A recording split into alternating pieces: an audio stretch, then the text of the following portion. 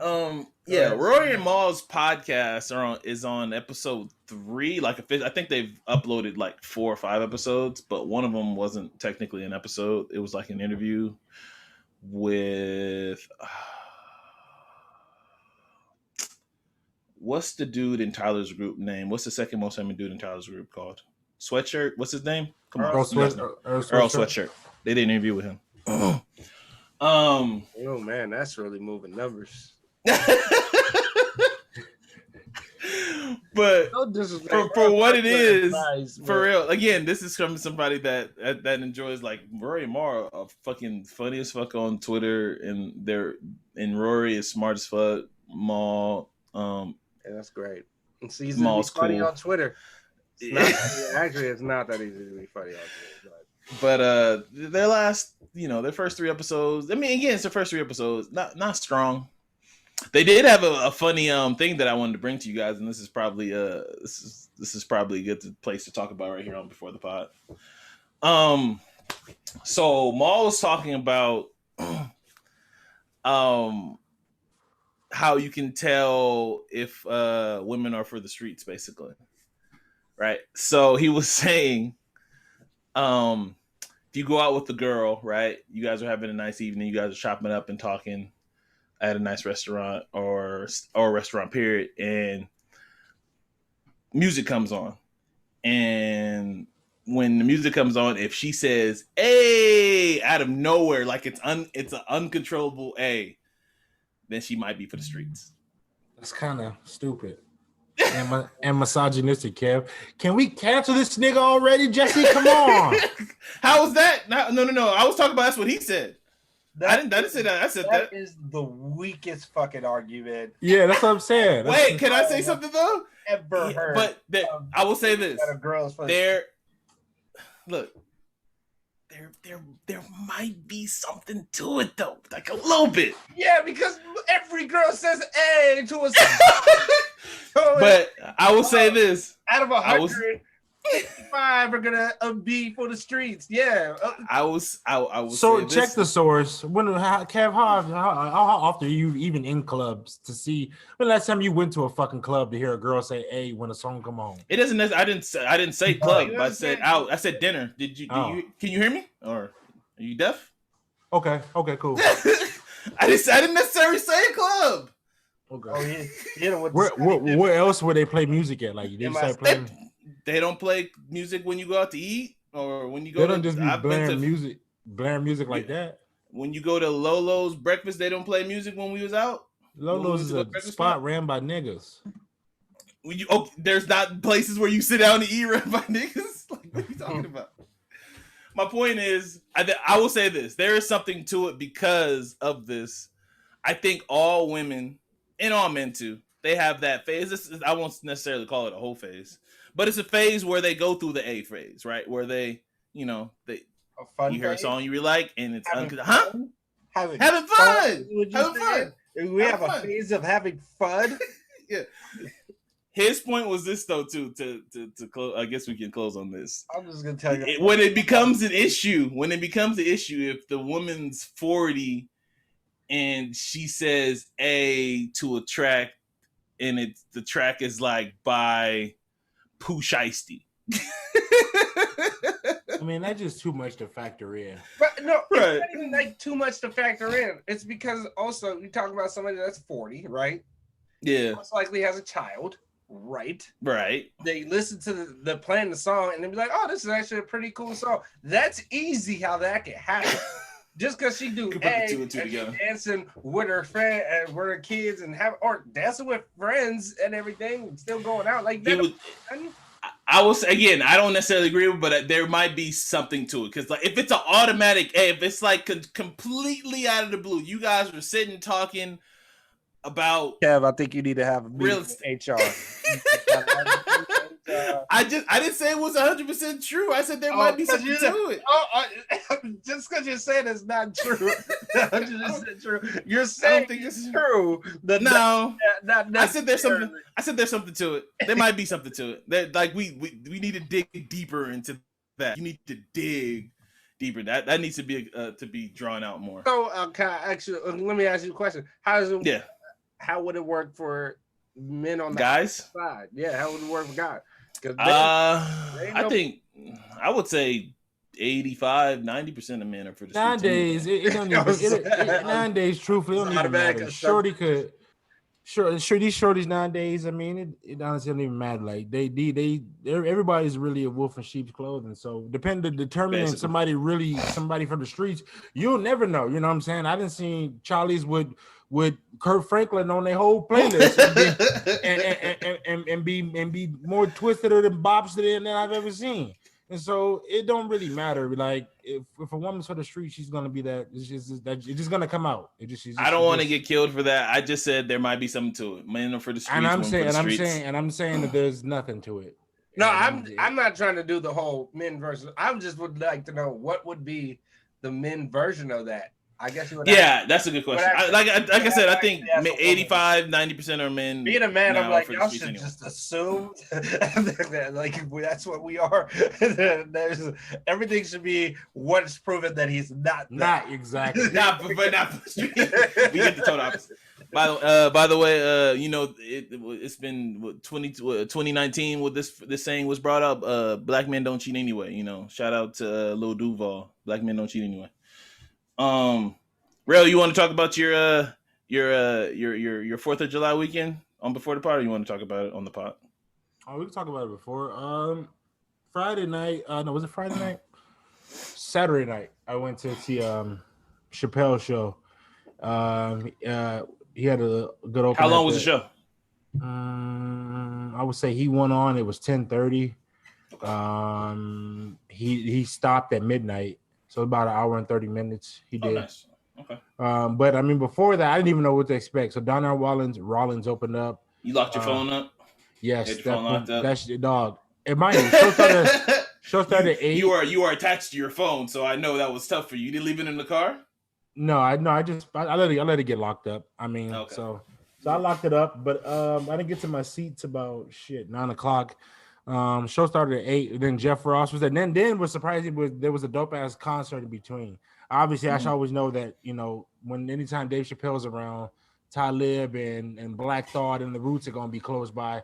So they blew the roof off in between his final set. And then so it was basically Donnell Rollins, Jeff Ross, and then the Roots did a whole set, and then with Talib Kweli, and then Chappelle came out about 10:00.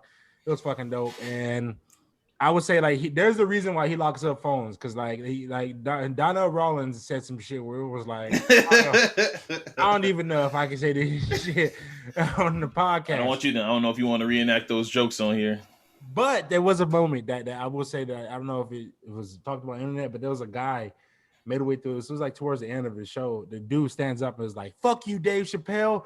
Fuck you. You wasting my fucking money here. This fucking show sucks." Like fuck you. And Dave Did Chappelle. That to Dave? Yeah, and like everybody's like, "Oh," and Dave Chappelle, he's trying to get the crowd in check. He's like, "No, I got him. He's like, everybody, okay. And he said, "What do you mean this money?" And nigga pulled out a big ass stack.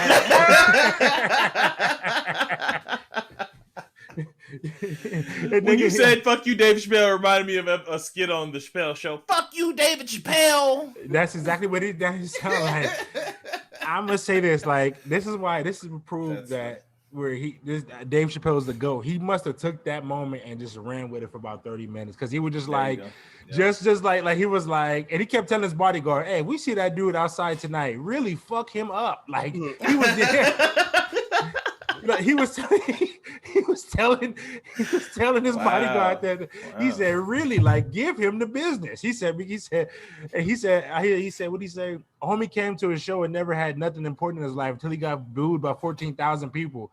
Because he came to the show like, mind you, the show, you know how, like, I tried to, and I think this was the issue where he said it was like, "Fuck you, Dave Chappelle," whatever, because he said the show sucked, but he was talking about something. You know how Dave Chappelle gets into those moments where he's not even really telling a joke, you know what I'm saying? Where it's like, you don't know what the joke is. It's like I always tell people, like, you don't know what you're laughing at. You know what I'm saying? Yeah, so he's not only telling you a joke and giving you a punchline, he's also teaching you. He's telling people about the history of America. He said, you know, as you know, midnight strikes, you ready to strike. He started telling a story about, you Independence Day was supposed to mean. And that's when the dude got up and started yelling and all the other shit. And then he finished the story, but it was like the story he told was about his grandfather. It was just, I can't even give it justice, but it was just so complex. And like, I get why Dave Chappelle's the GOAT, man. Because the way hopefully that shit, I mean, did he say anything about Netflix that it was being recorded? That's all I need. He said one of those shows will be for Netflix. Fire. He's been doing this. Like, that's all I need to know. Said Rel is like, he's been doing this throughout the whole entire pandemic at his farm. So that's pretty dope. And then he did it in New York, and now he brought it to Vegas. So it's dope.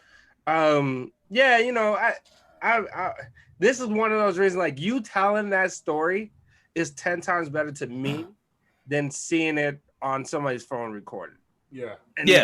I'm glad you went and you got to share that. That was dope. Thank you. Experience that. And for sure. Tell the story. That is a memory. You was there.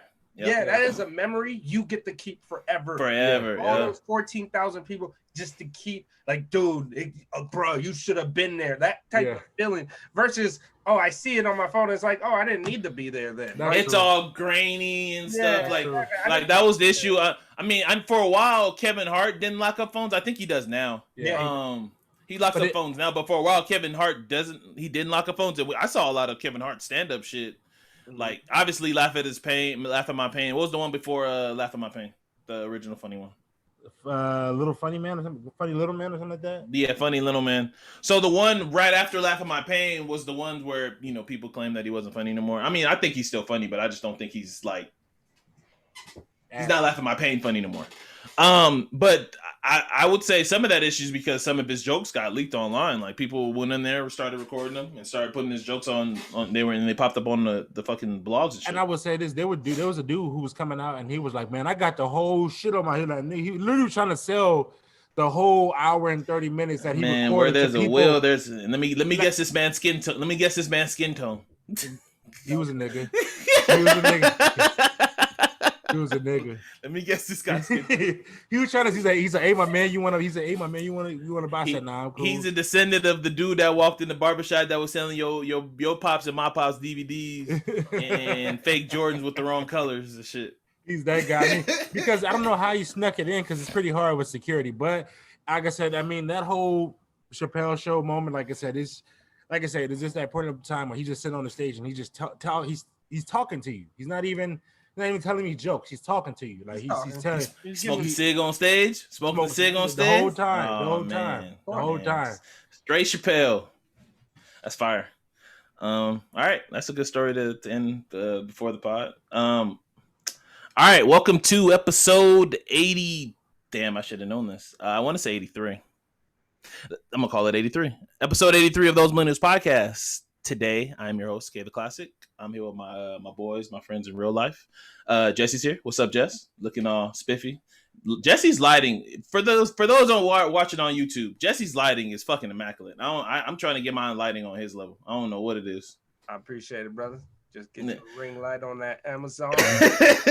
Nah, nigga a ringer. So the nigga's a ringer because he do all this shit in Hollywood. So the nigga already know all the lights to get. I had to learn all this shit. Real. Rel's here. Rel, what's going on, brother? How was your 4th of July weekend? Everything good? Yes, went to Resort World yesterday. You gotta check the hotel out, man. I gotta go. I know that hotel's crazy.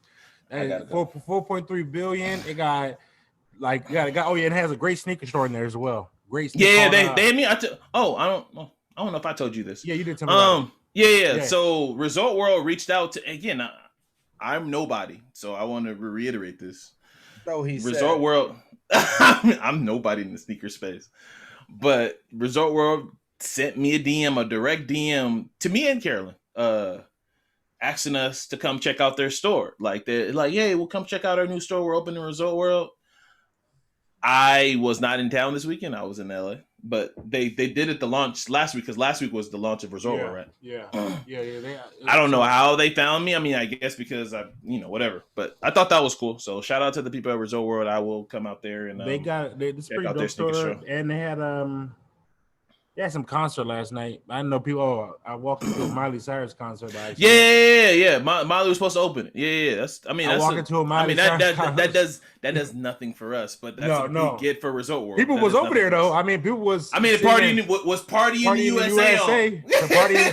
Party in the USA is the one that blew us. Was Wrecking Ball on? Yeah, that's the end of my Miley Cyrus songs. That's the end of my Miley Cyrus songs. She didn't do the. What's the Jordan ones? What's the Jordan ones she did with Juicy J? Yes, Juicy J. Did she do that one song, Skater Boy? That's Avril Lavigne. I just followed Avril Lavigne on Instagram, by the way. Avril Lavigne, she's a good follow. All right, so 4th of July weekend. Shout out to Will Smith for saving us from the aliens, and America, you're America. I went to, I briefly, I'm going to talk about my 4th of July weekend. I spent my 4th of July weekend in LA. Haven't been out there for a while. Spent it with some family. Some people got to meet Lennox, which was really cool. Went to Six Flags. I went to go see Fast 9, which I will talk about in the tail end. For those who don't want spoilers, I will talk about in the tail end of the pod. Whatever. All right, so we're going to start with the anniversaries. Rail, did you have any anniversaries to add? I got a couple. I'm gonna drop some right now. Okay. Boys in the Hood recently. That was 32 years. Okay. Boys in the Hood. I forgot. I'll get the exact date. I didn't know we were starting with. All right. That. So while you're doing that, I'm gonna do my anniversaries real quick. All right. So 23 years ago, Monday. This is a anniversary that's near and dear to all of us' heart because all of us came up watching wrestling. The Undertaker threw Mankind off the Hell in a Cell, which was probably before the Owen Hart fall, was probably the biggest oh shit moment in my wrestling watching career. Well, nobody saw the Owen Hart moment. Well, nobody saw it, but like people, they talked about it. Yeah, I didn't know. Like they talked about the fall. I knew that he fell before I knew that he passed. I didn't even know that he passed. Yeah. I heard about the fall first. Well, I didn't know he was the Blue Blazer at the time. So yeah, and that's who. Yeah, but the first oh my god, holy shit moment for me in WWF was when Undertaker threw fucking Mankind. That's when I was still like, this shit is real. Oh, that shit was real. You can't. Yeah, we know it was real, but like that was like you can't fake this. I was like you can't fake this shit. You learned, but it was not planned. He talked about Undertaker. No, it wasn't planned. It wasn't planned. It wasn't supposed to fall like that.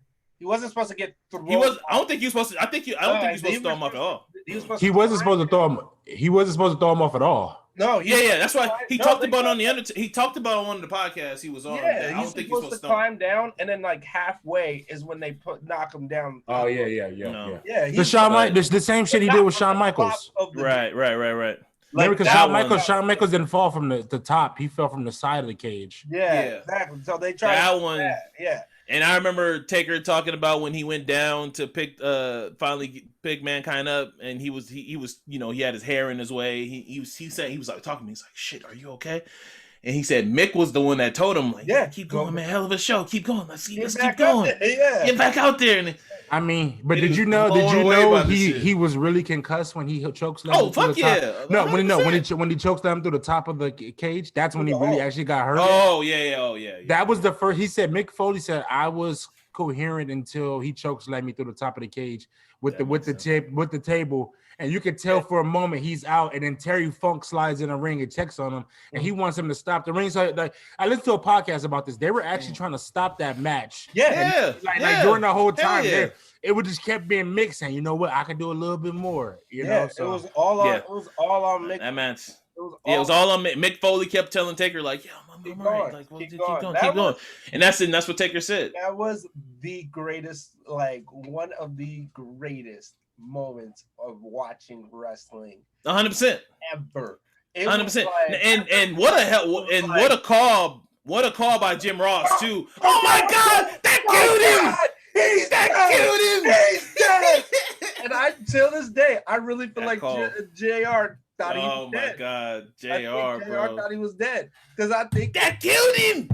Because here's the reason why I'm like, I know that they don't like really plan with the commentators, like no, they're not. But did JR know there's a big fall, like a big bump coming? No, But I don't think he knew. I think he knew in preparation of like there's gonna be a bump. Oh yeah. Like, you know what I'm saying? Like there's gonna be something huge that happens.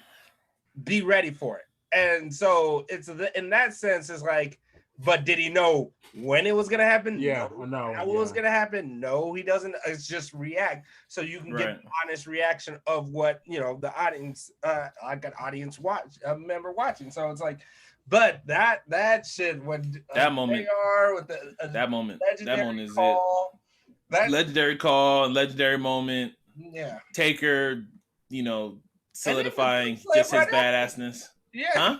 And then the choke slam right after that. Right, the choke slam, yeah, and then didn't he tombstone on some tacks off of that shit too? Yeah, fuck no, get the fuck out of here. All right, so that's one memory. And then I got 20 years ago Tuesday, Baby Boy. Shout out to Tyrese and Baby Boy is one of my favorite movies. I went by the liquor bank when I was in LA. It's no longer there, obviously, but I went where the liquor bank was. 17 years ago, Lloyd Banks, Hungry for More. Probably G-Unit's best solo project, not 50 Cents. Whoa. Would you guys agree? That's not 50 Cents. No, Buck the World. No, I'm going for Hungry for More for that over Buck the World. Are you being 100%? Or are you capping? No. Buck the World was. He can't be serious. He's dead serious. He loves Buck the World. Okay, I like Hungry for More better. Personally, none of them. Less about either one. You know what? We know what's crazy though. We never got a Yayo album. You know why? I know what's crazy is nobody was at it. We did it.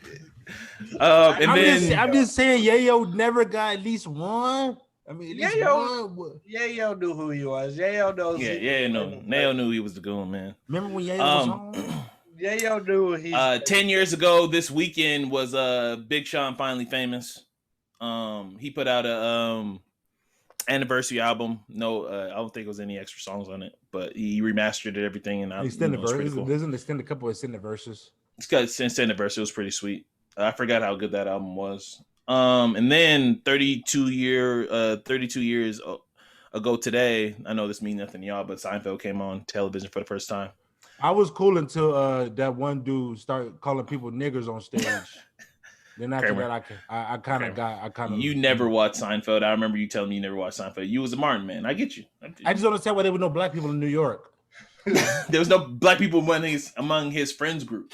But there's black people in New York. I don't understand this. There was black people. There was black people in the show. 100%. Yeah, it's not among his friends group. Yeah, move on. And then special birthday shout out last week to it would have been 70 years, 70th birthday for Craig Sager. So it's RIP to Craig Sags. All right, so we're gonna start with Verzuz talk. We're gonna get this out of the way because I ain't got much to say about this. So last week, Friday was the Verzuz, right? Or Saturday? Friday. Thursday. They Verzuz. I want to say Tuesday or that Monday announced this rushed Bobby Brown Keith Sweat Verzuz that came out of nowhere. But I thought it was cool. It was solid.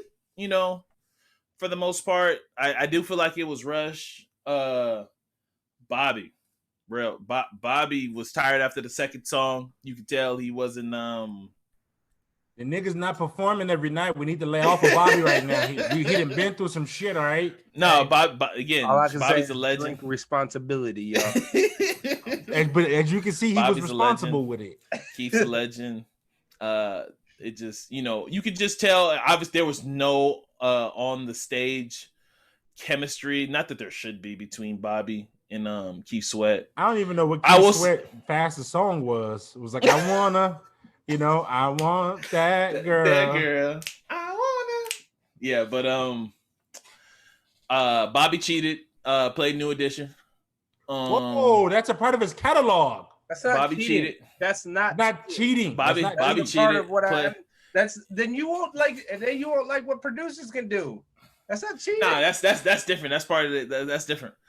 Bobby cheated because on the verses it said Keith Sweat versus Bobby Brown, not Keith Sweat versus New Edition and with Bobby Brown. Can I ask you a question?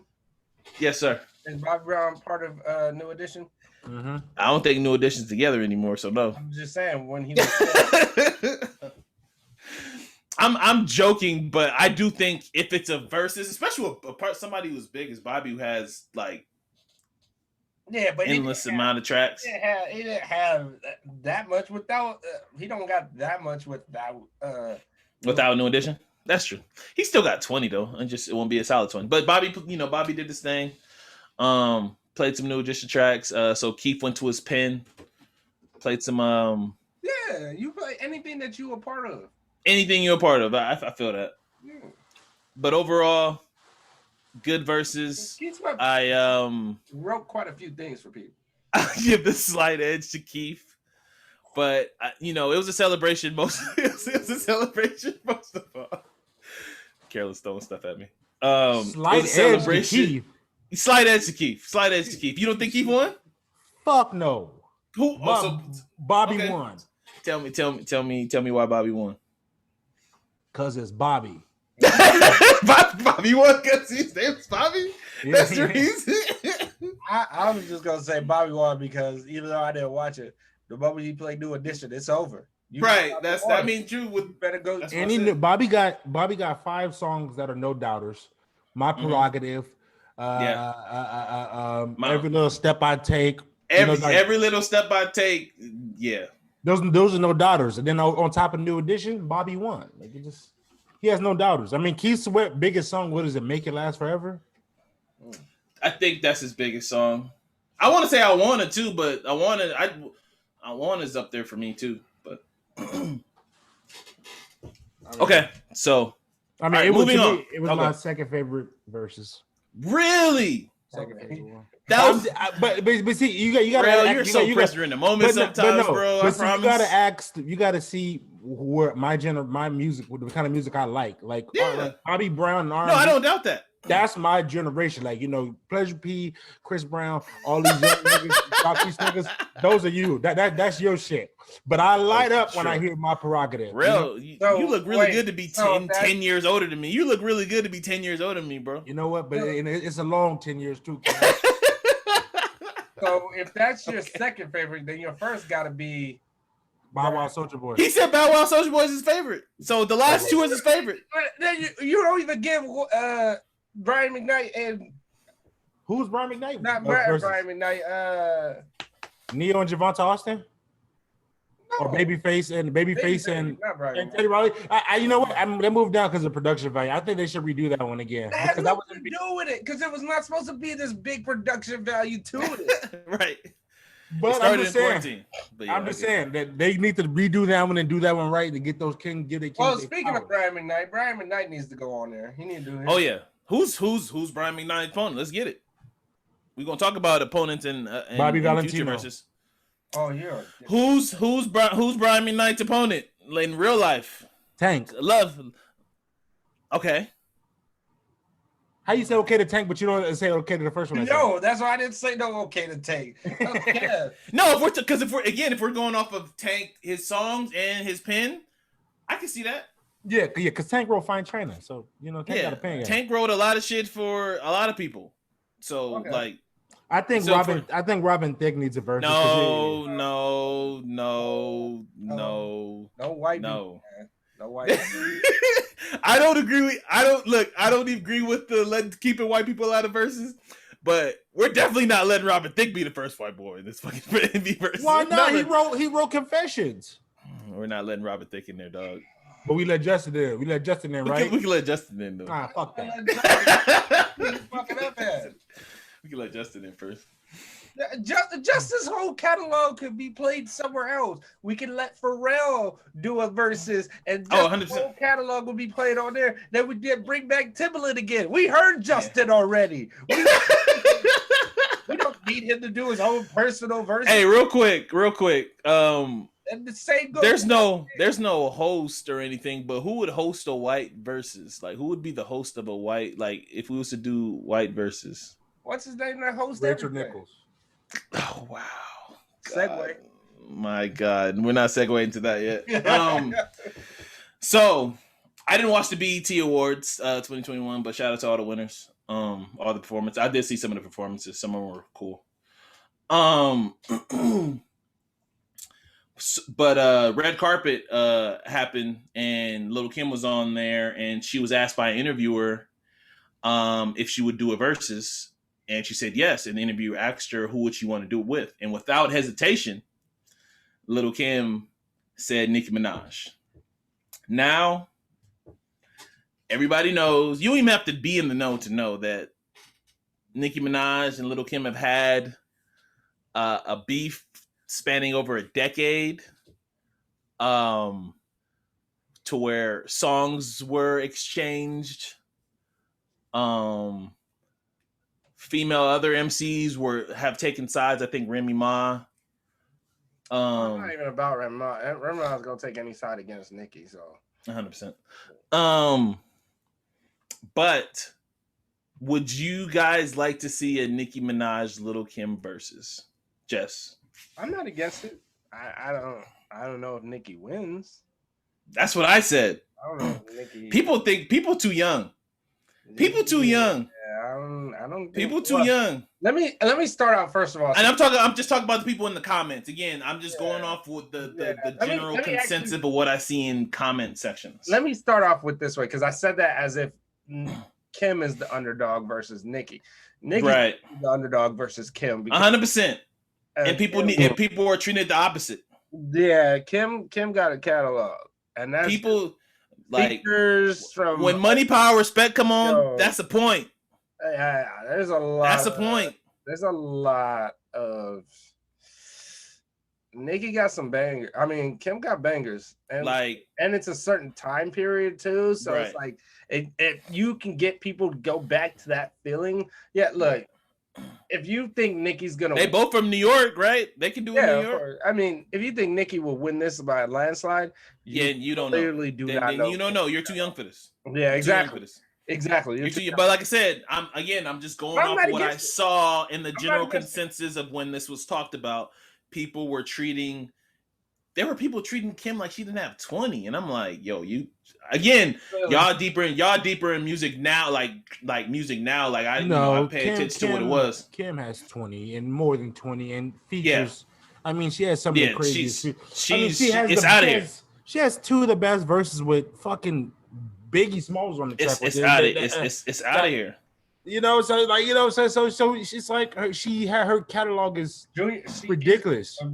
Junior Mafia track, that's what I'm saying. It's out of here. It's out of here. Nigga, anything Junior Mafia is the click is going to trump whatever I got going for Nicki. So the bar, I don't think the Barbs want to see that. The Barbs want to meet the Junior Mafia. Don't talk about the Barbs, real. Don't talk about the Barbs, man. They might be listening. The Barbs and the Hive are always listening, bro. Don't matter where you at. I'm not trying to disrespect Nicki. Nicki can hold her own with her, but I just no, that I think that's a matchup. Like that's a good one but that's a good one. The thing about that one is like, will Nicki pay homage to Kim? Because while again we heard it in the last verses, Kim is the Michael Jordan of female rappers, and Nicki's probably the Kobe, right? Or or the heir apparent, wherever you want to call it. While Nicki has the numbers and she does the numbers thing where she's the most highest selling female rapper of all time. You don't get there without what Lil Kim did. Kim is first. You know what I mean? Lil Kim did it first. Nicki Minaj had an album cover where she literally copied what the famous pose that Lil Kim did. You know what I'm saying? So I just, I hope out of all the verses that I've heard that are up and coming, I hope this one actually happens, because this one, while the Jeezy and I need a Mary Janet. I need a Mary J and Janet. That would be dope. I like that one too. I just feel like Mary J's catalog and Janet catalog are both. They got them long catalogs, so where you can go early 90s, pull some back early 2000, and they got great features, like I said. So I think that's probably the biggest one. I think that's the one I want to see. Forgot about Magic Stick. Kim got like automatic points. Kim got some automatic points. Crush on You. Like, come on. Anyway. Oh yeah, Crush on You. But like I said, people were treating like nigga, she has the best verse on that Dr. Dre song. All these niggas and all these hoes, and here's somebody here going fuck. Like he said, nigga, what? I'm a hustling bitch. Yeah, like again, if you feel like Nicki is the Goliath in this round, then you're just too young. I really like Lil Kim music because she said my kind of Charlie that'll give you some pussy and pull a razor blade on you. You know, and I like that shit. And that is the issue right there. That is the issue with the. Never mind, I'm not even gonna say it. All right, so done with versus talk. We got versus out of the way. All right, so we're gonna get to the big topic of this podcast, which I think we shout out to us recording on a Monday, which I didn't say in the beginning of the top, which I forgot. We're recording on Monday, July 25th, because it's the day after 4th of July. 25th. Why did you guys let me say 25th instead of 5th? What's wrong with y'all? Y'all just letting me say 25th instead of 5th. You the host. Sorry, I'm looking at Nick Kim's catalog. I'm just like it's a wrap. She got some automatic points. Y'all disrespectful, man. Not y'all. The comment section be disrespectful. The comment section be disrespectful, bro. Yeah. Okay, so I don't quite know how to start this, and I don't exactly know when it happened, but I was talking to Jesse about this. We are the people to have this conversation on this podcast because all three of us pay attention to sports media more than anybody else I've come in contact with. I know Rail does, Jesse does. We all pay attention to it like it's sport for some reason. It's actually kind of weird because like some people don't. Somebody should probably start trying to employ us. Like I don't, and it's like a really niche thing to pay attention to. Like we pay attention to commentators on calls. We pay attention to commentators. We pay attention to people that's in the studio. We pay attention to the studio shows beforehand. We pay attention to ESPN shows, Fox shows. We pay attention to all that shit. And so that's why I think this is actually the perfect place for us to have this Maria Taylor, Rachel Nichols discussion. So for those who don't know, Rachel Nichols works for ESPN. Maria Taylor currently works for ESPN. And during the bubble, Rachel Nichols was, can we say unknowingly? Because I felt like she knew. Can we say unknowingly? I'm not putting anything to defend her in any way, fashion, or form. So, okay, yeah. So you can. Say I'll say. Well, she was being recorded, and it felt like she was not aware. Here's my problem with that, because reading the article is they were like she didn't know that it was being recorded, right? But the reason why it was recorded because she left her camera on. She didn't know. She didn't know how to take it off, apparently. So what is recording exactly? Conversation. So no, like that. You get what I'm saying? Like to me, it's like you guys are. It's like trying to save face because that means you knew the conversation was being recorded. Because they're like, oh, she didn't know how to turn off her camera. What is turning off her camera? I think that was stated after the fact. I think she didn't know she was still being recorded. I think she just did maybe a sports hit. Maybe I missed this part. Was it after a meeting? That's why it was in the bubble. It was in the bubble. Yeah, no, I know that part. So what? And I was saying I don't know when I don't know when. I said she's like she was talking. She was in a room. What I don't know was it. So she was talking to a marketing person that has ties with LeBron, right? Yeah, and like a mentor as well. Like it's like a meeting he's set up to like confide and talk to them. To confide and talk to him. Yeah. Anyway, let me go back. So I'm just gonna say for right now, I'm gonna go with the impression that she didn't know she was being recorded, and she was having the conversation with this person, confiding in her frustration with ESPN, because at the time of the bubble, that's when the George Floyd and Black Lives Matter was happening, and ESPN was scrambling to I'm trying to use my words carefully here. Trying to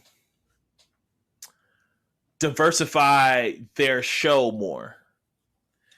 You mean huh? Yeah. Okay. So Maria Taylor, if you guys don't know, Maria Taylor is currently, she's the one that hosts NBA Countdown with Jalen Rose and who's on there now? That round table of hot garbage. Jay Williams and who's the fourth? Is it only them three right now? Is it Woj too? Woj be sitting there. Woj is on this occasionally. Yeah. I think it's a round table of. But yes. They're the three main. They're the three main. It's normally like Maria, jumps in, Jalen, and Jay Williams, and then Woj comes in there sometimes, and whatever. Perkins comes in. But the conversation was talked about with Maria. That it's all over the internet. You can find it. It's easy to find. Where Rachel was basically saying that it's in her contract that they were trying to give, I believe, the jump to Maria, right? Or not only not the jump. Sorry, they were trying to give her the finals. The finals, yep. The finals. They were trying to give her the finals coverage, where she goes to the finals and she's there all day, and speaks with the players and covers the finals. Again, normally a Rachel job.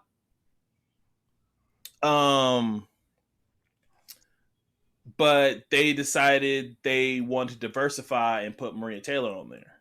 So this has a lot of layers to actually dig deep into this. So that's just the surface of it. Rel, we can start with you. What do you have an issue of what Rachel said?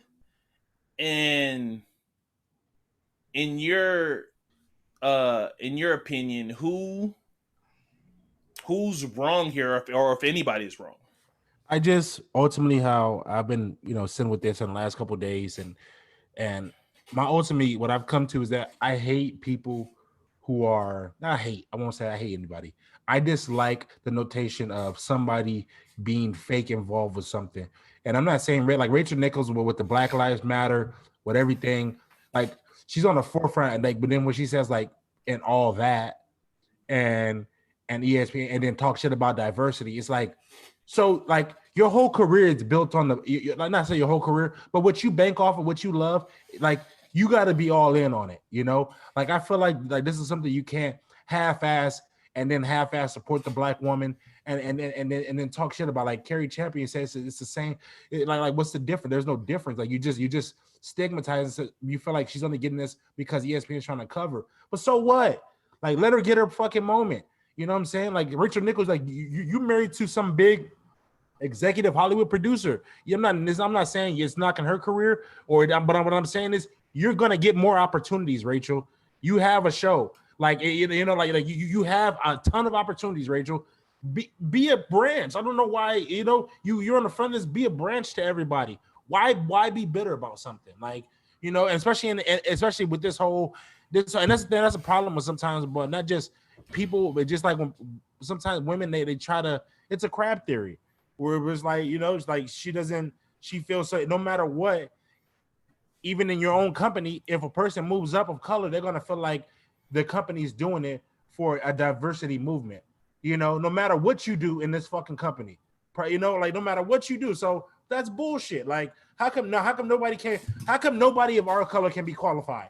How come we can't have those jobs? How come everything that has to happen has to be based off on some diversity backing bullshit that somebody else created? Why can't somebody just get an opportunity because they earned it? That's all I'm saying. Don't taint Maria Taylor's name because of what somebody else did or talk about it like Maria Taylor's the fuck up. Like, no, Rachel, you're the fuck up. You know, you should have said it. You shouldn't have said. You shouldn't feel. I'm not saying how. I'm saying, and that being in her, especially being in the position that she's in. She's in the position to cover all this social shit. Every piece of this social shit. Rachel Nichols is on the front of the fucking ESPN. No matter what happens on the jump. When they were think about boycotting the games, who was on the jump talking about it? Rachel Nichols. So it was like, why do you poo-poo it then? In your real conversation? Because that's how you really feel. That's the thing, though. A lot of people come out when it's convenient for them, but when the doors are closed and they say how they really feel, the truth comes out. Yeah, I can't really add more to what like Rel's saying. That's the biggest issue I have. There's a few issues I have. First and foremost, like ESPN is trash. Like it is what it is. Like not in the sense of like entertaining me. Like I grew up watching ESPN my entire life. This is how we based most of our sports for like what up until we became 23, 24. Yeah, we learned. No, I mean, I still, there's still many people on ESPN that I enjoy watching. So I'm not gonna sit here and like defend Rachel Nichols in any way. Like I understand she was upset and she was mad, but when you say things like that, you're first and foremost dismissing the hard work of somebody else. And whether you say it or not, you implied it. That she didn't work hard for this, that she didn't earn it, that she didn't deserve it as much as you do. I know what it feels like to be passed up. I know what it feels like to be doing a job for so long. Rachel Nichols, the stories of her and, all those guys that are on ESPN, Michael Wilbon, what's his name? Tony Kornheiser, Dan Lebitard, all of them are going to come out and defend Rachel Nichols. They're going to do that because they have told stories of Rachel Nichols was like the only woman in a writer's room. Rachel Nichols was there. So Rachel Nichols understands diversity. The other problem with what but the double-edged sword of that is, so you've been in many situations where it's like, well, she only got the job because she's a woman.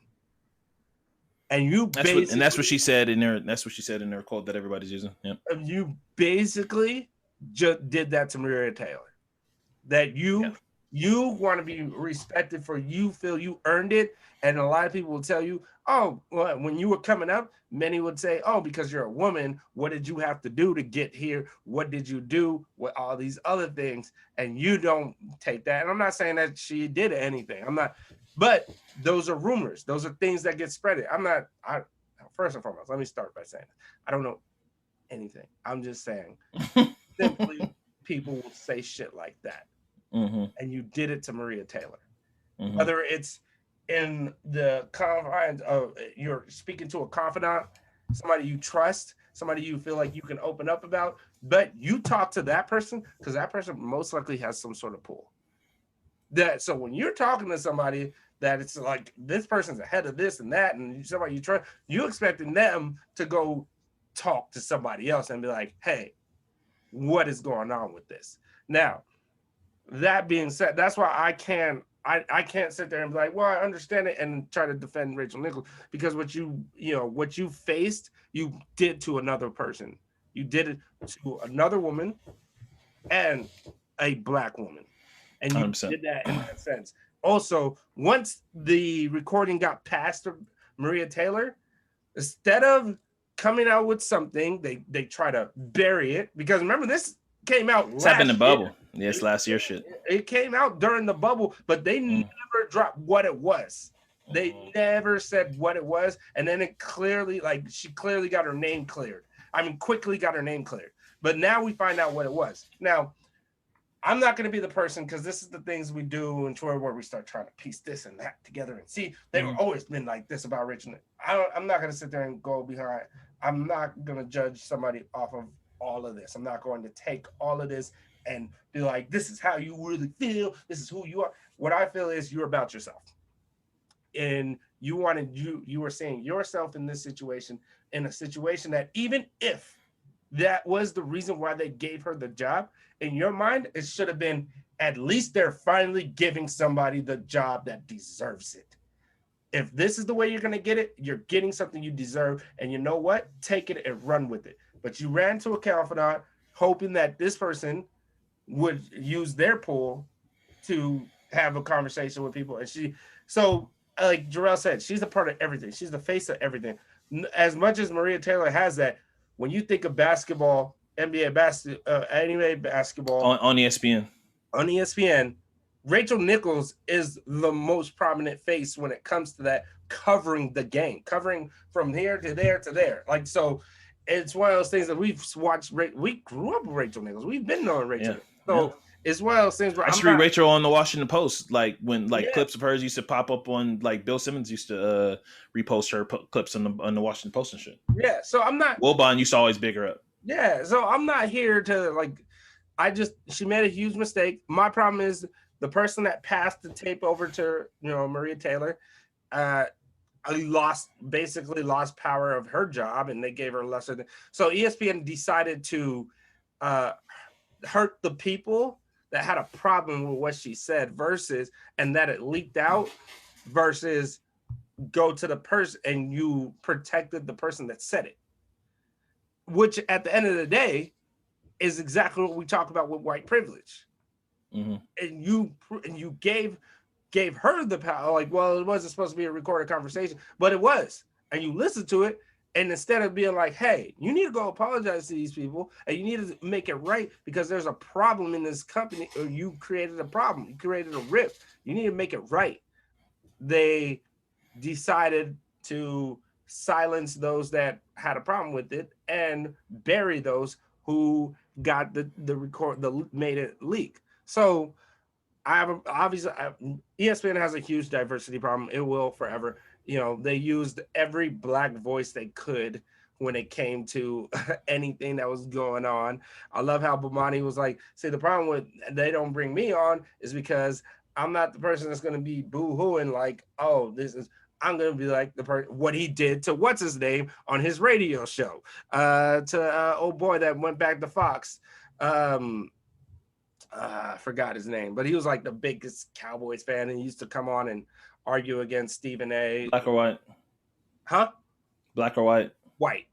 And he was like he was the Republican voice that they brought on, the conservative voice that they brought on, but I can't remember his name right now. But so you do stuff like that, you're not gonna, Bomani's like, you're not gonna have me up there boo-hooing because I'm gonna be talking about what y'all do and I'm gonna be throwing things in your face, and you don't want that. So yeah, I think best thing is best. Like Maria Taylor hasn't, apparently Rachel Nichols tried to reach out to her and Maria Taylor wasn't having it and hasn't responded to anything, which she has every fucking right to do. And as much as it's like, I understand your frustration and your anger, Rachel Nichols, I'm not gonna defend you in any way, fashion, or form, because what you did, it shows how selfish you can be. Okay, so okay, I agree with virtually everything you guys have both said, but I don't feel like Jesse said it. I feel like our energy should be more towards ESPN. Like, and again, Jesse, you touched on it. They're awful diversity. I was watching Mike Hill before. If anybody remember Mike Hill was on ESPN like 9 years ago, 10 years ago. He was really good at his fucking job. Now he works for the black. I forgot the name of the publication. I'm sorry, but it's like a black network, right? That talks about sports and shit. I forgot what it's called. It's not that Athletic. No, it's definitely not the Athletic. Is it Black Sports Online? Is it BSN? Let me see. Anyways, continue. Sorry. BNC News. Black. So he works for them, and he went on there and said basically everything that you guys basically said, but he was just like, ESPN has a really bad culture of this. There was like everybody black that you guys have seen on ESPN from the beginning of time has had an issue with people at the top, where people at the top has had an issue with something they said. There was like anybody you can name: Mike Wilbon, Stephen A. Smith, me, Stuart Scott, Bomani Jones, Mike Hill, like he was like Kerry Champion, Jamel Hill, Mike Hill. Like literally, he named everybody everybody that who was part of ESPN for like a very, very long time. He's like, we've all been brought into the office for something that we said on air, and our white counterparts said the same thing or something similar, and nothing happened to them. So again, I'm blaming the mothership. Like we've talked about it for endless amount of times that ESPN's been trash. They have a culture issue, and their diversity issues is not the fault of Maria Taylor or Rachel Nichols. So I'm gonna read this tweet that Nate Jones posted. And it just hit straight home. So I'm just gonna read it real quick. He says, "It's amazing to me how many people want to act like when they it's amazing to me how many people want to act like they would be 100% okay with their private conversations getting out in the public." And he's like, "Oh, I know you never say anything in private that you wouldn't want reaching the light of day, because all of you guys are saints. Only in the Twitter world, right?" And I feel like that hits home. Like I really do, because again, I love Rachel Nichols, right? And while I am defending, she is wrong for what she said. But not only what she said, what she did, what she was trying to do. But in her contract, it is stipulated in her contract, it is that she gets the finals coverage. It is set in stone in her contract. It is in there. Reported by Mike Hill. So she's then you sue the company. Yeah, I agree with that. But see, that's what I'm saying. We're putting these two people against each other in my mind, and it shouldn't be them against each other. I'm saying you go after the company. You don't try to go after the person's job. Like I saw Twitter, and again, I'm just going off what I see. The consensus was basically calling Rachel a Karen, which made me upset, because I was just like, she's not a Karen. Like that's not her stance. Not everybody that, again, I'm now, I used to call her, I hate the word ally when it comes to white people, but I just feel like Rachel's, That's why I don't use it. I don't like the word ally, because it still shows that we're different. Like I don't like the word ally like that. But Rachel has been a voice for a very, very long time on not only just Black issues, but issues in general of people. And I feel like her, out of a lot of other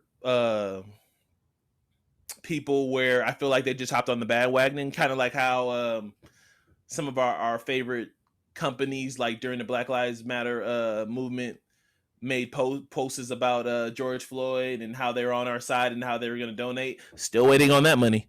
But I feel like some people, like Rachel, like I want to hear what she says first. I want to see how she comes out and talks about this, right? And then that will be the judge. And I'm not saying necessarily I'm going to give her the benefit of the doubt, because again, like I said, she's wrong about how she went about this. But like I said, she was it was a private conversation, and she was confiding it to somebody that had power, like Jesse said, when she was just voicing her frustration, like any of us do with our jobs. When you have an issue with your jobs, like you voice your frustration, you're upset. And then maybe like when you're level-headed, you're like, man, maybe I shouldn't have said that. Maybe I went about that wrong. Like we all have those moments. And I feel like they turn this private conversation to like how she is. And I feel like That's wrong. That it shouldn't be portrayed as that. That's my issue. But you guys, but go ahead. I heard what you were saying. I just, when you say you turn to private conversation, but even then, isn't your private conversation the one how you supposed to express how you most feel the most? No. But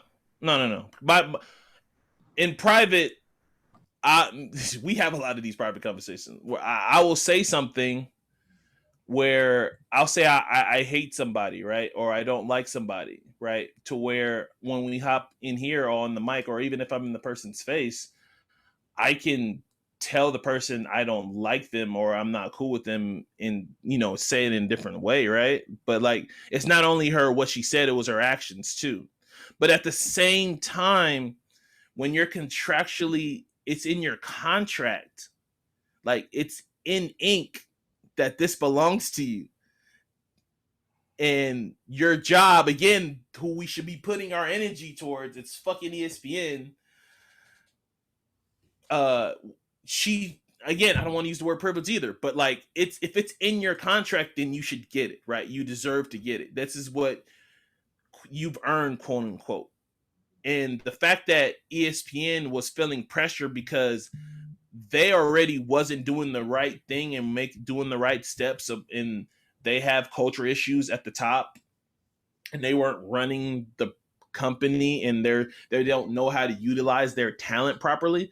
That's their fucking issue. That's not Rachel's or Maria's issue. Like that shouldn't fall on them. And that's why I feel like it just sucks because, again, like I said, I don't know Rachel personally, but like the person she portrays, which I don't think is fake, I think it's genuine. I think that's who she really is.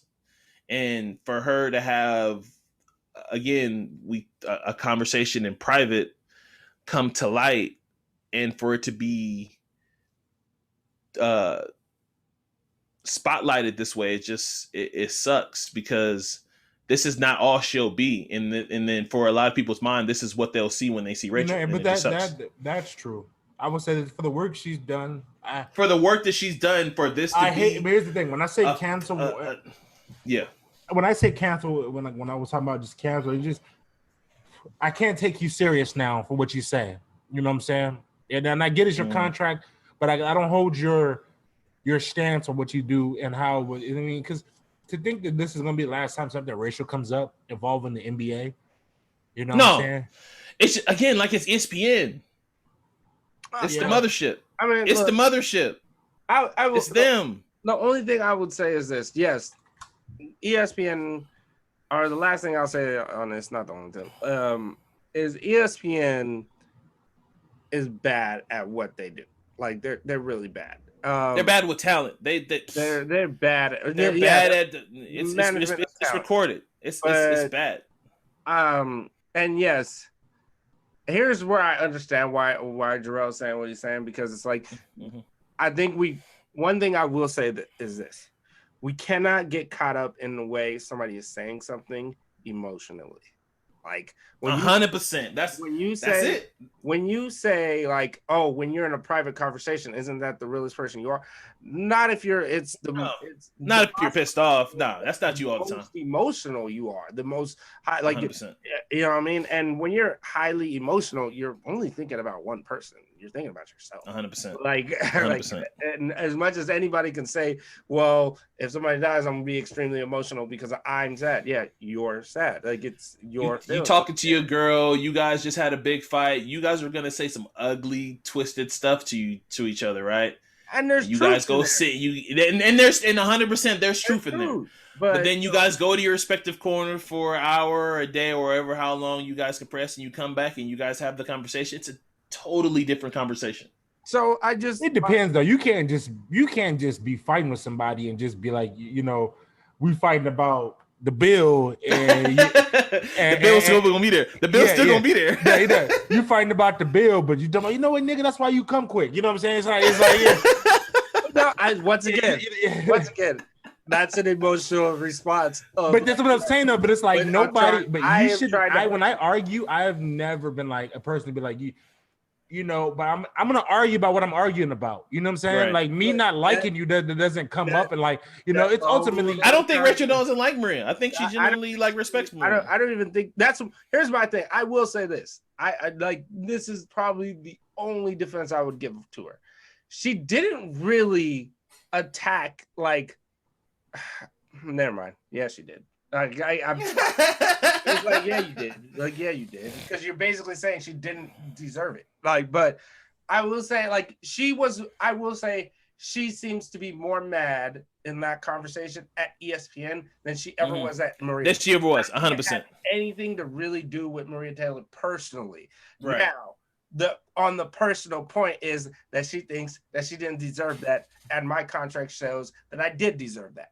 That is a whole different story. Like, to me, I would look at it as, hey, they made a choice.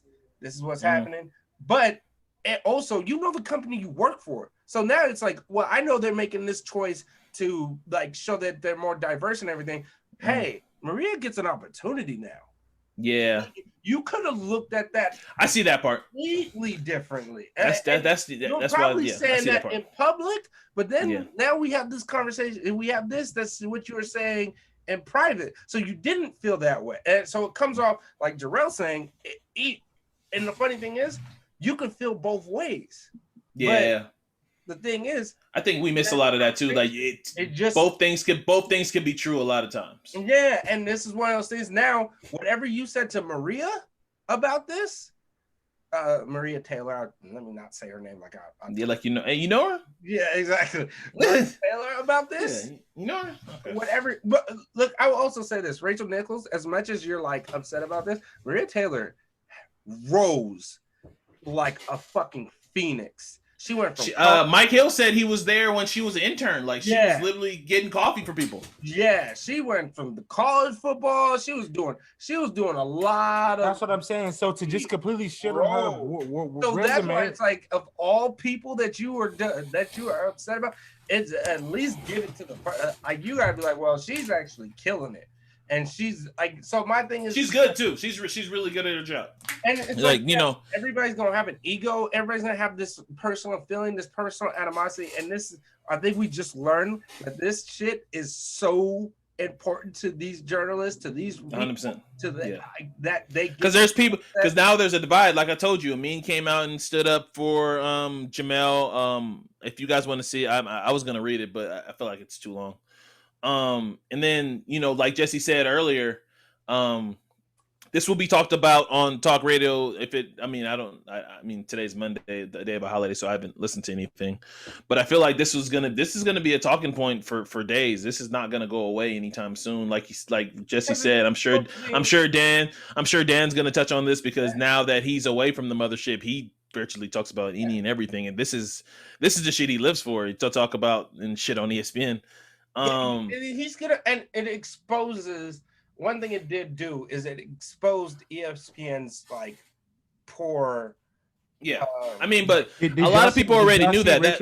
Rachel Nichols' first comment since then. No, what she said. She kind of just apologized and just said that. Basically, sound like something. I'm sure. Sound like somebody wrote it, and I hate that shit. Why get a script? Why get a script? I'm sure she'll expand on it and talk about it. Also, she's a writer, so whatever she wrote, she knows how to write. She right. Yeah. If you watch the Jump, like she literally writes every day. Like the first 5 minutes of the Jump is a fucking monologue where she hand writes. Today on the Jump is like they just had like this opening segment where she apologized and then they kicked it to Kendrick, then they kicked it to the coon Richard Jefferson, and that's the problem I have. The problem I have is they all like did this stamp of validation for Rachel Nichols. Like that's what I don't want. That's what I don't want. She's grown. She can let her sit up and own her shit, and that's it. I don't want you over here defending. Kev, what was the first thing I said when we were on the phone? I don't want nobody defend. And then I told you, I was like, Amin just put out like fucking 4 paragraphs on Twitter, so he already came out. But Amin, no disrespect to Amin. Hold on, but what black person is defending her? Like, because I heard Jesse Steven Jackson was defending her. Stephen Jackson. Her. Yeah, no, that's what I'm saying. There's multiple people. Like I said, but Stephen that's worked with her. I mean, yeah, but you have to know her to work with her. But like I said, black woman, and that's what pisses me off. Basically, his media career is owed to Rachel Nichols because he put a spotlight on him throughout the jump. He was like a regular host, and he's he already said he wouldn't be where he is today without her. And then we can end this in closing because we went long on this, and then we can move on to our finals topics. But Jemele Hill talked about this very briefly. She talked about something a while ago on one of her podcasts. Wow, a Spotify exclusive podcast where she was talking about until ESPN fix, their cultural issues, and it starts at the top. Like they have issues, and until they fix, they feel like they have the same thing we talked about with hip hop, where only one woman can be on top of the mountain. It can't be multiple women on top of the mountain. She just said, my advice to any and all black employees was work at ESPN, do your dues, because those 4 letters look really good on your resume, and move on. Mm-hmm. And I think that's what Maria Taylor's about to do. Then that's what she's about to do because her contract's up. So just use those 4 letters and move on to the next thing. Now the paycheck might not be different. Jump off of a burning ship. ESPN is kind of like, man. ESPN is never gonna lose its spot. It's never gonna lose its spot. But here's in order for them to lose their spot, in order for them to and entertaining, it's losing its spot. But here's the thing though. Like now the people are taking. I'm gonna say not even the people. Now as a narrative, you can find another outlet. It used to be like wrestling, where it was like after WCW folded, it was like, nigga, if you wrestle for WWF, where you gonna wrestle? You know what I'm saying? Where you gonna go? So now it's like ESPN's kind of been like that. It was like, what the fuck you gonna do? Where you gonna go? But now Fox Sports 1's scratching the bag. Barstool scratching the bag. Everybody's scratching bags. The Athletic, all these other publications are doing this. And I will say this, for ESPN to lose power, the mothership, the Death Star, whatever you want to call them, because they're the biggest, they're the worldwide leader, and they deserve that title because they are. In order for them to lose their title is when all these rights and shit come up, like when the NBA's which is coming up, the trade collective bargaining for their TV deals come up. If it's not gonna happen, but because they put so much money into basketball, if a big kahuna like Amazon was to just buy the rights to, if Jeff Bezos was just to write a blank check and say ESPN is like, well, we want all the rights to ESPN, we want to share the rights to NBA basketball with Turner, and we're gonna write a $10 billion check. Here you go. And Jeff Bezos says, okay, that's cute. Here's $50 billion, and all this shit is ours. NBA would do it. Well, yeah, 100%. Of course they'll do it. I mean, the NFL. 100%. Look what the NFL did. The NFL is going. 100%. Too. I mean, that's the thing. That's the only. But see, that would have to be the start of ESPN's downfall. As soon as you start taking away, like, because NBA, because right now, again, we don't feel this because we don't watch it like that. But like, ESPN wants more rights to golf right now, right? And NBC owns them. They want golf, but they have golf, but they want more golf. NBC and CBS owns that. NBS and CBS owns that, yeah. But they let hockey go. What's hockey on? Do you know? Hockey's an NBC sport. NBC. But ESPN. They let hockey go. No, they're getting back into hockey now. Oh, they're getting back into hockey. They're going to be putting it on. They've been putting it on ESPN Plus. The finals is on NBC, but like, here's what I would say: like, ESPN is going to always be in on buying these game rights. So yeah. I mean, they're too big. One. They have to because their model is we have a piece of every sport. We have a piece of NFL. We have a huge chunk of NBA. Like Jesse said, we own a big chunk of baseball. We have the big chunk of, they have a little chunk of golf. They own college basketball. They own college football. Like, their thing is like, when you want sports, come here. And until some of these other big media corporations or whatever you want to call them start taking these things away from it and just overbidding, which again could happen, ESPN will still be the worldwide leader in sports. Only reason I'm saying they can't be overbidded is because they have Disney back in their ass. They got Disney money. That money. man, it's different when you got that mouse. When you got Disney money. But you got that mouse. Yeah. Anyway, we can move on. Okay. All right, so we're going into our sports topics. Real, I didn't tell you about this, but this is your bragging segment, Real. Real, can you look at the camera real quick? This is your bragging segment, man. I'm not gonna lie. I haven't been excited I wanted to get your opinion on this. I'm excited for something. So last week it was announced. Cowboys, Hard Knocks. Mm-hmm. I'm excited for this, man. Come on, Real. As the Cowboy man, you bleed that star in that stupid helmet. You bleed blue. How do you feel about how do you feel about the Cowboys? Get the hat. On Hard Knocks. Go put the jersey on. Go. Where's the hat at, man? Go get the jersey. What's wrong with you? I'm not putting any other material on until we get 8 wins. All right.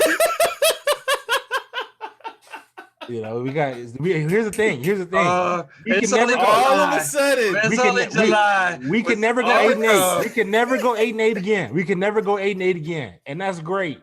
The NFL added the game. There's 17 games. You can never go 8-8. You can never go 8-8 again. But you can go 8-9. But so I mean, I would say this. I mean, I'm interested because I told Jesse not to cut you off. I told Jesse before you hopped on here. I haven't watched Hard Knocks since the Browns. I'm excited to watch this one. I'm gonna watch this one. This is the one. I think this one I don't know. Like, there's not many outgoing personalities on the Cowboys right now. I would say until we know. Like, again, the people that y'all gonna cut, we don't even know yet. There's some unknowns. Y'all might pick up. It's like I told you, like. It's a different team. Those people are cool, but yeah, you got a Michael Irvin as Come on, man. You know the camera's gonna be on Jerry Jones 70% of the time. What we talking about here? Drip Jerry is probably not gonna be on. Oh, get the fuck out of here! We're not calling that fucking motherfucker that. That's what we're not doing. I think Zeke would be interesting, but they gonna keep them cameras. But Zeke, first off, Zeke doesn't beat me as a Cowboy, and I know my team. He barely does interviews. Like, he doesn't talk. Like, if you how many interviews? So it's gonna be. So that's what Jesse said. It's gonna be the Dak show. It's pretty much gonna be Dak, and all the the priests we're gonna have praying for his ankle. Because honestly, everybody on our team is pretty quiet. Like, Amari's quiet. We'll see. The most personality, maybe CeeDee Lamb, who's gonna probably be a top 5 receiver in the NFL next year. It wouldn't be a Cowboy topic if Pharrell didn't throw some bullshit ass fucking prediction. I'm just gonna say this. Before Dak broke his ankle, he was on pace for 1,200 yards. I'm just gonna say that. Before Dak broke his ankle, he was on pace for 1,200 yards. All right, see, this is what happens when you try to give Real some space to talk about shit he loves. I surprised him with this topic. He didn't even know this topic was happening. And I let him give him the floor, and this is the shit he does. He was on pace for 1,200 yards before Dak broke his ankle. He was on pace for 1,200. Facts are the facts. We'll look it out. All right, man. All right, moving on. He was one of the best rookie receivers in football last year. All right, we're moving on to plus or minus, and then we're gonna get out of here. Plus or minus NBA Finals edition. Plus or minus. This was the best NBA Finals out of the Western Conference teams. Yes. Between plus or minus, Jesse. Plus, yeah. This is the best finals possible. Yeah, fuck the Clippers. Clippers would have been good storyline. Fuck the Clippers. Honestly, I would say minus if it was Clippers Nets. No. I'm out of the Western Conference teams, out of the four, out of the Final Four, out of the Final. Oh yeah, then plus yes, I like the storyline. Chris Paul. I mean, he had to go to his final team. Worked if I think the Clipper storyline would have been really good. You can't write this CP3 shit in movies. Like, the team he put on the map. I mean, that's ultimately stronger, but I think the Clipper storyline would have been good. After the disappointing shit that they did in the bubble, I think that would have been really good. But you're right, the Chris Paul thing is too good. So what leads us into plus or minus 2. Plus or minus. Giannis being the plus, CP3 being the minus. Who needs this title more out of the two? Jesse.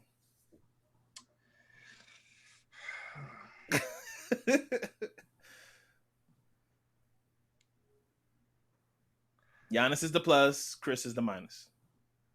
This is not great podcast being quiet. This is not great for audio. Come on, man. I already got my answer. I think it's okay, Giannis. Well, you think about it. Real, go, please. Plus Giannis. I think it's Giannis. Giannis needs it more. I think Giannis needs it more. Yeah. That's surprising. Go, you got whoever goes. CP3, he's valid without it. CP3 is like solidify that he's a top. You and I feel like that, and I'm sure Jesse feels like that. But there's other people that don't feel like that. That solidifies that he's a top 5 point guard. For some reason, people, and it's interesting because it's like people my age are like younger. Ring culture. Like it's not even ring culture, but it's like people my age or younger be like, no, Magic Johnson is the greatest of all time. He's not close to Magic Johnson. And it's like, I barely ever saw Magic Johnson ever play. How do you guys know of Magic Johnson? Like, but you know what? Because of what Stephen A. Smith says on back to ESPN. Everything goes back to ESPN. I will say this about Chris Paul, though, is that I felt like he did need a finals appearance. Oh, no, okay. Of course. To solidify. At minimum. He needed I think he needed a game, too. Like, that game. Yeah. What game was it where he smoked the Clippers? Was it game 5? Game 6. Game 6, that game. He needed one of those games, 31 too. in the second half. He needed one of those games. We could also make the argument that anybody that we consider top 5 point guard, Chris Paul has never had has barely possibly had a team close to the teams that they had that won championships. That's true. That Clipper team was, man, look, that Clipper team was fucking shit. This is the best team he's ever played on. I think this is the best team he ever played on. That Clipper team is a championship team if they don't run into the Warriors a couple of times, man. I'm sorry. They are. I don't know. I don't know if they beat the Cavs. I don't know if they beat the Cavs. No. I don't know if they make the finals. They didn't even run into the Warriors. They ran into fucking the Rockets and the Grizzlies. They didn't run into Kevin Durant Warriors, but they ran into the Warriors. Yeah, and they beat them in Game 7 with David Lee. They never ran into the Warriors again in the postseason after that. With David Lee, shout out to David Lee. True. No, I hear you. I just they never ran into him after that. Like the clip, like this is why I feel like this is. Didn't they lose to San Antonio one year too? No, they beat San Antonio, and then they lost the very next series to Grizzlies that year. All right. Yeah. And then they lost to Portland. Then they lost to Portland. But you guys beat them from up 2 games to nothing. They came back and did them 4 straight. Who was in? Was Blake that? Blake was injured that series, right? Who did they have 3-1 on? They had the Grizzlies and the Rockets. Yeah.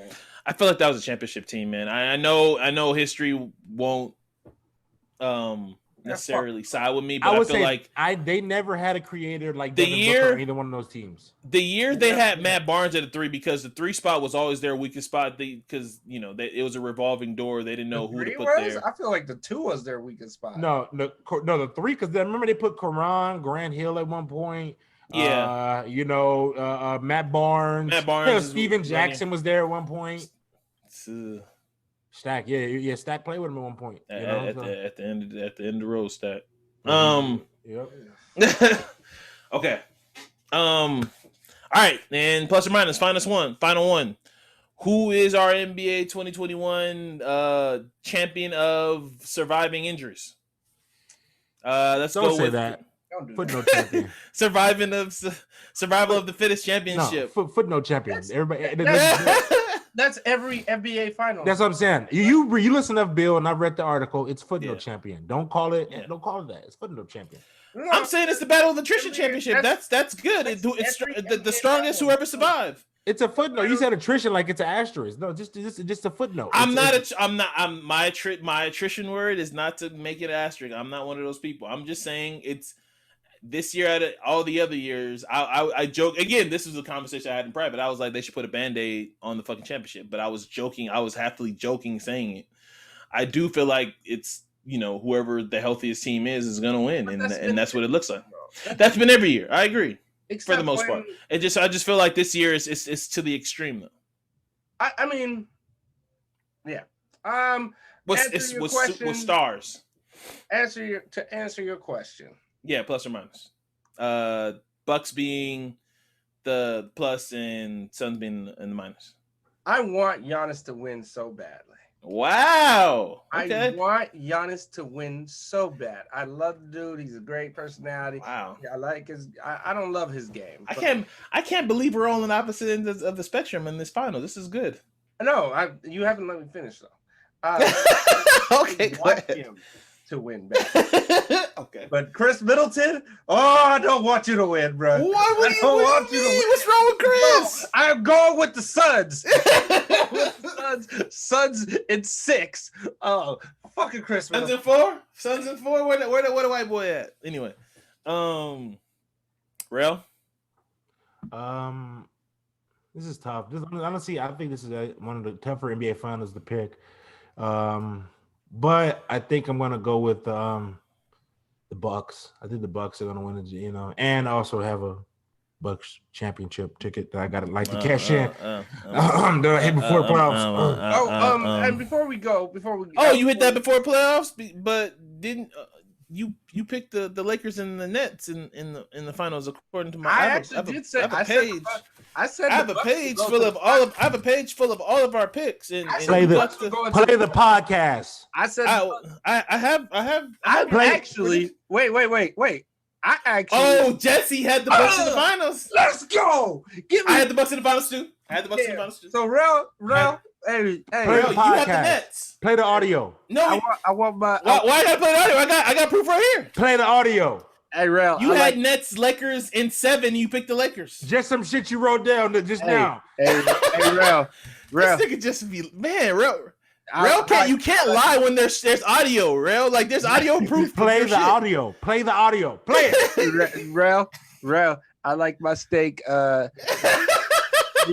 well done. You know what I'm saying? Listen. We gonna go. Where we going? Play the audio of me. Where we going?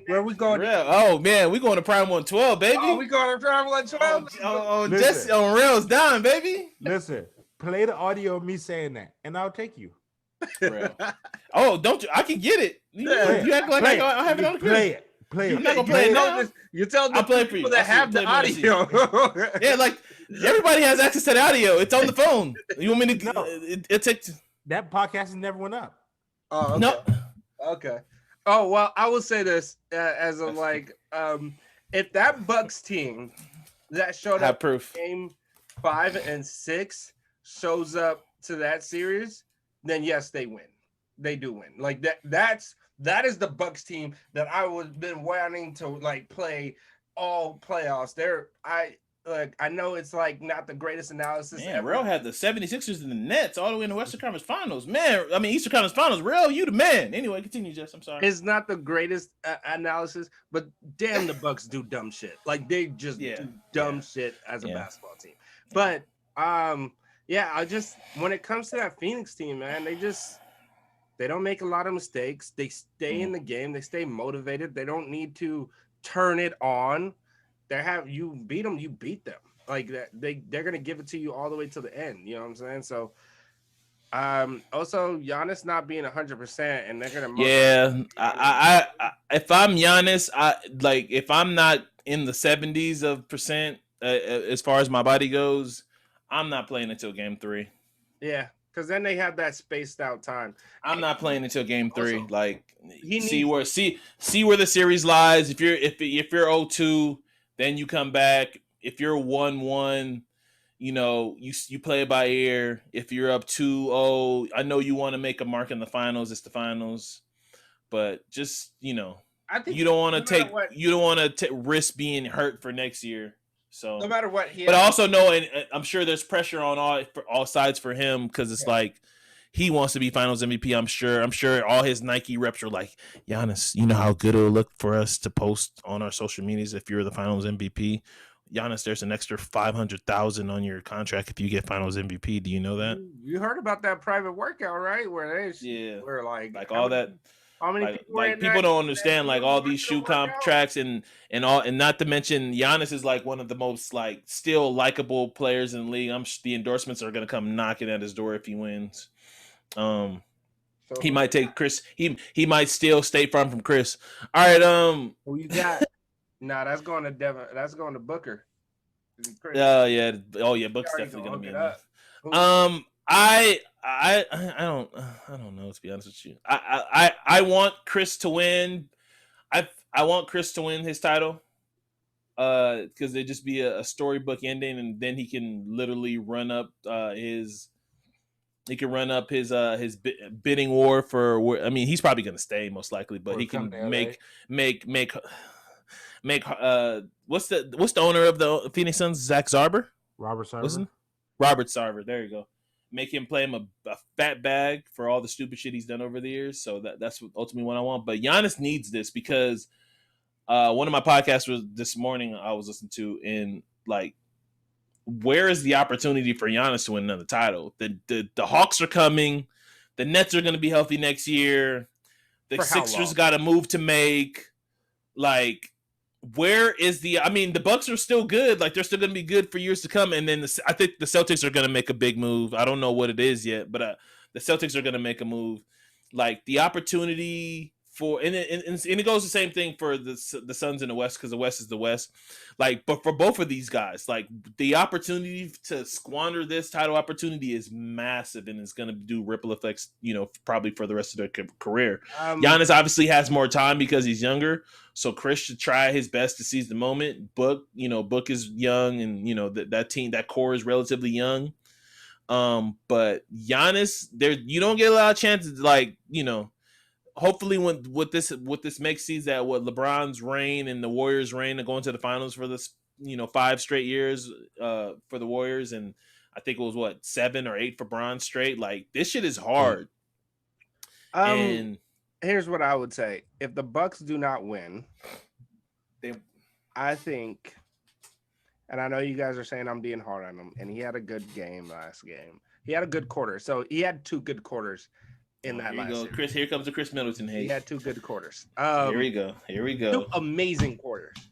2 spectacular. You can't guard me quarters. Continue though. I think, personally, with especially the way like Giannis plays and Giannis allows like Chris Middleton to do his thing.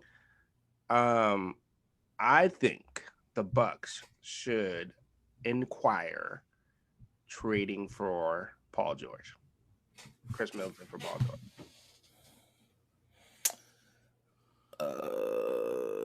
Paul George is a better finisher at the basket.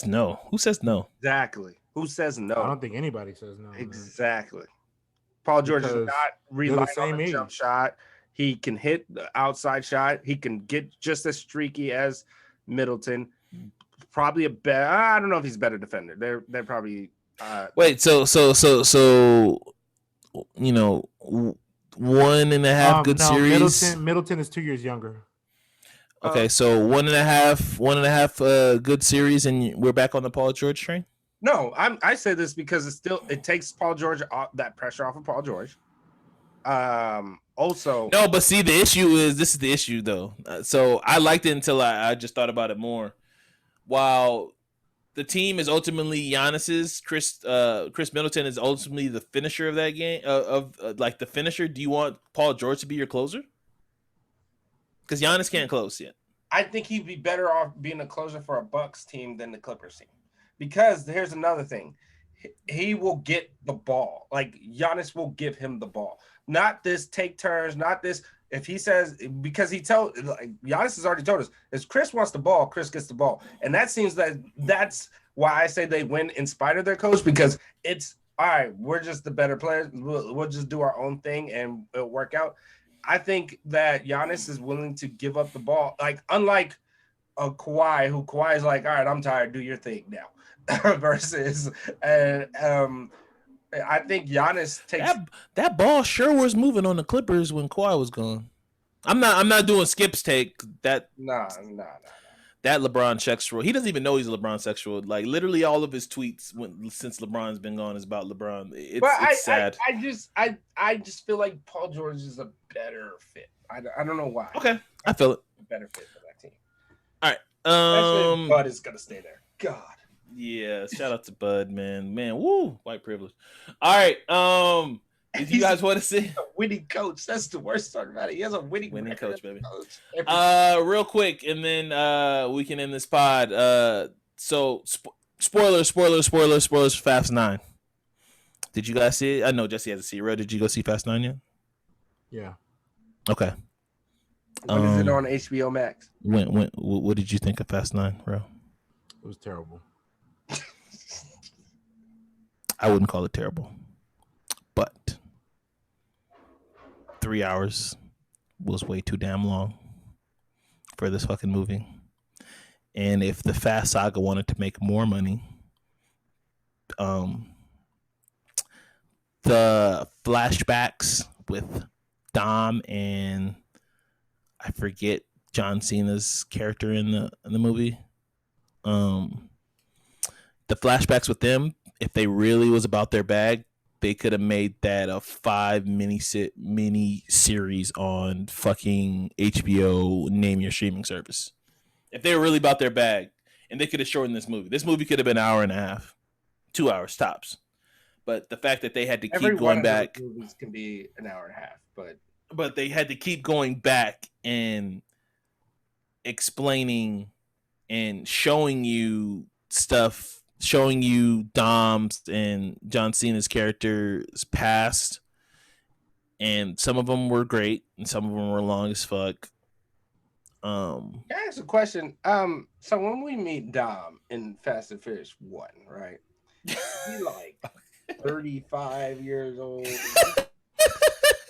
No, he's young. He looks young. In fact, I watch Fast. You know, I do this for a lot of franchise movies. Like I'm rewatching the 007s right now for dying. No Love, No Time to Die. So I went back and watched Fast. The first one. Mention brother. Never mentions his brother ever. I that was my whole purpose of going back. Never mentions his brother ever. He talks about the scene that they show of the track and him with the wrench, and they showed it finally, and he never mentions his brother ever. I still don't get the brother angle. If they wanted to just bring somebody else in new, they could have done that. But I give it a 6 out of 10. Too long. Could have been better. How long were they in space? They were in space for a minute. The end credits.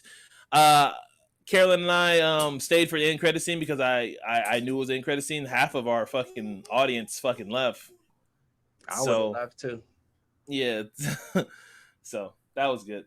All right, that's all I got to say about that. All right, so do you guys have anything else before we get out of here? Yeah, I got one last thing. Shout out to everybody. Is it Surfside? Shores? I'm being disrespectful, but that building collapsed in Miami. Oh, 100%. We're going to Miami, and we're going there. We're going everybody that they're still trying to dig out of Surfside. Be going there and having fun. And yeah, having man. time. I would good time, but that feeling terrible if I just didn't. It's like that. I'm not acknowledging that. Some of those stories, man, are crazy. Some of them stories are just wild to hear, man. It's just, prayers go out to everybody there that happened. That sucks, bro. You're just in a building, and it's just like that's just wild to me.